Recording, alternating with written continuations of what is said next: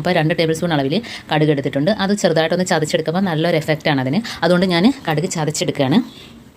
നമുക്ക് ഇത് ഒരു ടിന്നിനകത്തോട്ട് ആക്കി കൊടുക്കാം. അപ്പോൾ അതുകൊണ്ട് ഇതിനകത്തോട്ട് ആക്കി കൊടുത്തിട്ടുണ്ട്. നമ്മുടെ കിച്ചണിലൊന്നും ഉപയോഗിക്കാത്ത ടിന്ന് വേണം ഇതിനകത്ത് എടുക്കാൻ. കാരണം ഇതിനകത്ത് ഞാൻ ചേർക്കുന്നത് ഏതാണ് പാറ്റ ഗുളികയാണ് കേട്ടോ. അപ്പോൾ പാറ്റ ഗുളിക നമുക്കൊരെണ്ണം വേണം. അതിനായിട്ട് നമുക്ക് ഇതേപോലത്തെ ടിന്ന് എന്തെങ്കിലുമൊക്കെ ഉണ്ടെങ്കിൽ എടുക്കുക. കിച്ചണിൽ ഉപയോഗിക്കുന്ന ടിന്ന് എടുക്കുക. കാരണം ഭയങ്കര ഒരു സ്മെല്ലുമാണ്. അത് നമുക്ക് ഉപയോഗിക്കാൻ പാടില്ലാത്തതാണ്. അപ്പോൾ അതുകൊണ്ട് വിനാഗിരിയും കൂടെ വേണം ഇതിനായിട്ട്.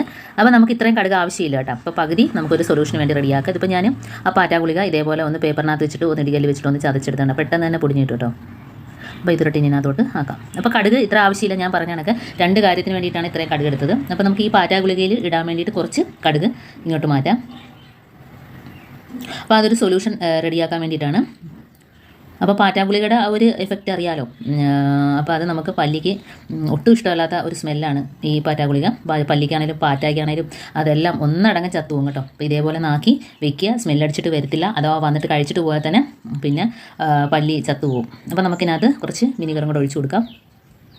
അപ്പോൾ ഇത് പോരാ കേട്ടോ. കുറച്ച് വെള്ളം ഇതിനകത്ത് ചേർക്കാനുണ്ട്. അപ്പോൾ നല്ലോണം ഒന്ന് കലക്കിയെടുക്കാം.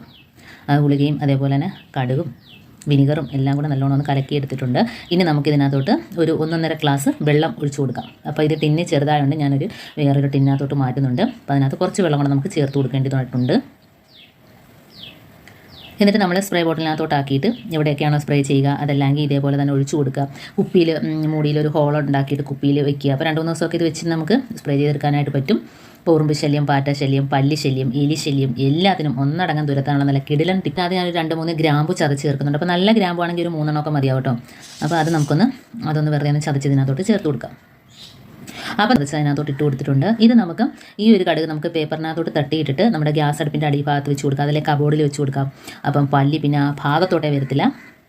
ഒന്ന് സൊല്യൂഷൻ ഞാൻ റെഡിയാക്കിയിട്ടുണ്ട്.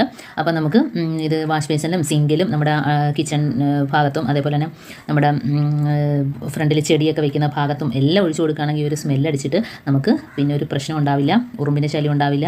അപ്പോൾ ഇതേപോലെയൊക്കെ ഒന്ന് എല്ലാവരും ഒന്ന് ചെയ്ത് നോക്കുക. ഏതാണ്ട് ഗ്യാസ് അടുപ്പിൻ്റെ താഴ്ഭാഗത്തായിട്ട് വെച്ച് കൊടുക്കാം കേട്ടോ. ഇത് കഴിച്ചിട്ട് പോയാൽ ചാകുകയും ചെയ്യും കേട്ടോ. ഇവിടെ ആയിട്ട് വെച്ച് കൊടുത്തിട്ടുണ്ട്. ഗ്യാസ് അടുപ്പിൻ്റെ മുകളിൽ ഉറുമ്പ് ശല്യം കണ്ടോ.